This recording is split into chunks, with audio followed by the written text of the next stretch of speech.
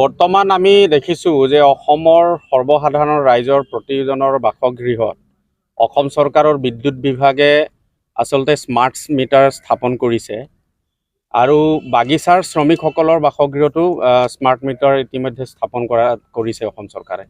আৰু যি তাৰিখৰ পৰা স্মাৰ্ট মিটাৰ স্থাপন কৰা হৈছে বিদ্যুৎ বিভাগৰ তৰফৰ পৰা, তেতিয়াৰ পৰা এটা বস্তু লক্ষ্য কৰিবলৈ পোৱা গৈছে যে আচলতে অবাধভাৱে বিদ্যুৎ মাচুল বৃদ্ধি পাইছে আৰু যাৰ ফলস্বৰূপে অসমৰ সৰ্বসাধাৰণ ৰাইজে জীয়াতু ভুগিবলগীয়া হৈছে।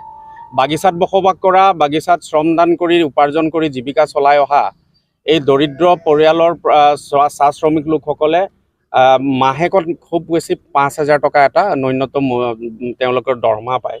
তাৰে পৰা কমো হ'লেও 1,500 বা 2,000 টকা ইতিমধ্যে প্ৰতি মাহে তেওঁলোকে বিদ্যুৎ মাচুল প্ৰদান কৰিব লগা হৈছে। আচৰিত কথা, যিবিলাকৰ মানুহৰ ঘৰত মাত্ৰ 0 পাৱাৰ বাল্ব 2টা বা 3টা জ্বলি আছে, তেওঁলোকৰ ঘৰতো 1,500, 2,000 টকা বিল ইতিমধ্যে অহা দেখা গৈছে, যাৰ কাৰণে চাহ বাগিচাৰ শ্ৰমিকসকলে কিন্তু যথেষ্ট অসুবিধাৰ সন্মুখীন হ'বলগীয়া হৈছে।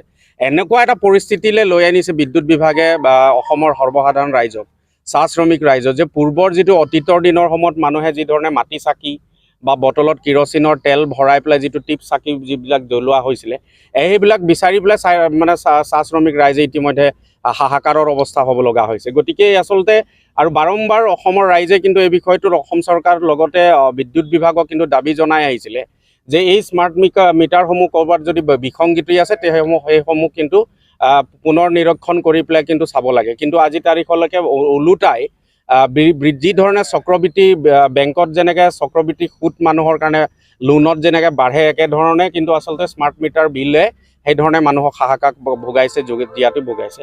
অসম চৰকাৰক সেইকাৰণে আমি আজি অসম চাহ জনজাতি ছাত্ৰ সন্থাৰ তৰফৰ পৰা আমি এটা কথা ক'ব বিচাৰোঁ যে আগন্তুক 7 দিনৰ ভিতৰত আমি দাবী জনাব বিচাৰিছোঁ যে অহা 16 তাৰিখে আমি সমগ্ৰ অসমৰ এই গোটেই প্ৰক্ৰিয়াটোৰ ওপৰত প্ৰতিবাদ কৰিবৰ কাৰণে অসম চাহ জনজাতি ছাত্ৰ সন্থাই সমগ্ৰ সকলো চাহ বাগিচাৰ শ্ৰমিক ৰাইজক লৈ বিদ্যুৎ বিভাগৰ প্ৰতিটো এলেকাৰ যিবিলাক সংমণ্ডল এলেকা কাৰ্যালয় আছে তাত কিন্তু ধৰ্ণা কাৰ্যসূচী ৰূপায়ণ কৰা হ'ব। অসমৰ চাহ বাগিচাৰ ৰাইজৰো ওলাই আহিব অসম চাহ জনজাতি ছাত্ৰ সন্থাৰ লগত। আৰু আমি এটাই কথা স্পষ্ট কৰি দিব বিচাৰিছোঁ যে আগন্তুক 7টা দিনৰ ভিতৰত যিদিনাখন ধৰ্ণা কাৰ্যসূচী হ'ব, তাৰে ভিতৰতে আগন্তুক 7টা দিনৰ ভিতৰত এই স্মাৰ্ট মিটাৰসমূহ কিন্তু বাগিচাৰ ৰাইজৰ ঘৰৰ পৰা কিন্তু অসম চৰকাৰৰ বিদ্যুৎ বিভাগে কিন্তু উলিয়াই লৈ যাওক, আৰু নহ'লে কিন্তু ইয়াৰ আৰু তীব্ৰতৰ আন্দোলন কৰা হ'ব। নিশ্চিতভাৱে আচলতে চাওক, অসমৰ কলা কৃষ্টি সংস্কৃতি পৰম্পৰা এটা সুকীয়া, ইয়াৰ নিজৰ এটা মৰ্যাদা এটা আছে। চাহ জনগোষ্ঠীৰ লোকসকলক কৰম ঝুমেৰ বুলি ক'লে ইয়াৰ সুকীয়া এটা পৰিচয় আছে।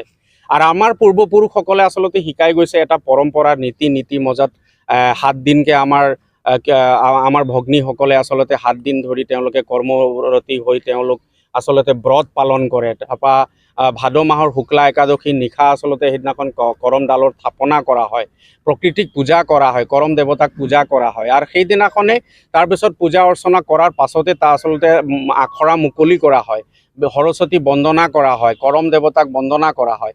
সেইটো সময়ত আচলতে দেখিছোঁ বহুখিনি এটা অনুষ্ঠানত কৰমৰ নামত অনুষ্ঠান অনুষ্ঠিত কৰি মঞ্চ পাতি বহিৰাগত বহুখিনি শিল্পীক মাতি আনি আচলতে কৰমৰ লগত বা ঝুমেৰ লগত কোনো ধৰণৰ সম্পৰ্ক নথকা উদ্ভণ্ডালী নৃত্য গীত কৰি এটা পৰিৱেশ বিনিষ্ট কৰা, কৰমৰ আচল যিটো তত্ত্ব তাক ম্লান ঘটোৱা, এনেকুৱা ধৰণৰ বহুখিনি পৰিস্থিতি আমি দেখিবলৈ পাইছোঁ। আৰু সেইকাৰণে অসম চাহ জনজাতি ছাত্ৰ সন্থা আমি কেন্দ্ৰীয়ৰ পৰা একেবাৰে প্ৰাথমিক পৰ্যায়লৈকে আমি কঠোৰ নিৰ্দেশনা জাৰি কৰিছোঁ যাতে কোনো কাৰণত আচাৰ উদ্যোগত অনুষ্ঠিত হোৱা যিকোনো কৰম অনুষ্ঠানত বহিৰাগত যিবিলাক বহিৰাজ্যৰ পৰা অহা শিল্পীসকলক আহি পেলাই ইয়াত গীত পৰিৱেশন কৰিবলৈ দিয়া নহ'ব, অনুষ্ঠান কৰিবলৈ দিয়া নহ'ব।